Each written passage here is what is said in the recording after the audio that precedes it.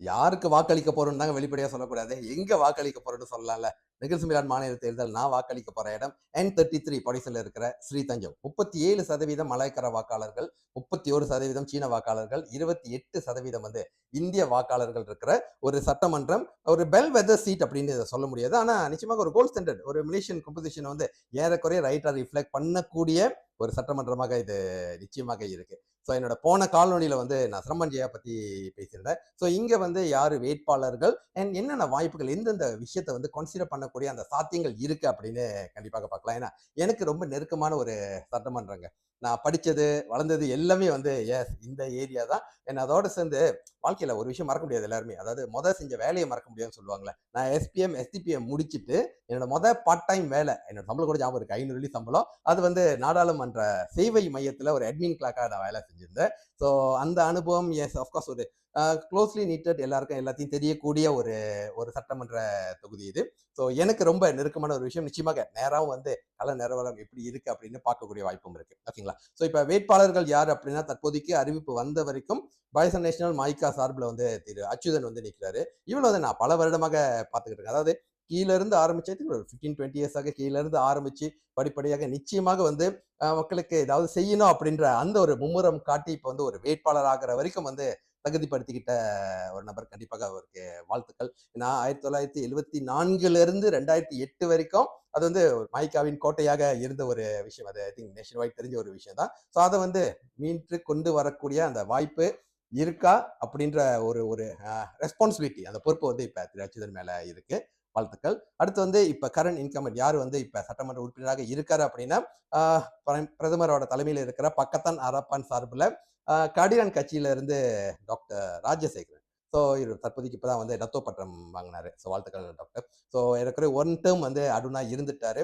So இவரோட சேவைகள் அடிப்படையில் மட்டும் இல்ல 2008 இருந்து ஆக்சுவலி இந்த இடத்துல காடிலான் தாங்க ஜெயிச்சிட்டு இருக்காங்க. அப்ப கடந்த 18 வருடமாக இருக்கக்கூடிய எல்லா விஷயங்களையும் கவனிச்சு தான் வந்து இந்த இடத்துல வாக்காளர்களோட அந்த சென்டிமெண்ட் இருக்கும் அப்படின்றது என்னோட கருத்து. ஸோ அதுக்கு முன்னுக்கு மாய்க்கா இருந்தாங்க.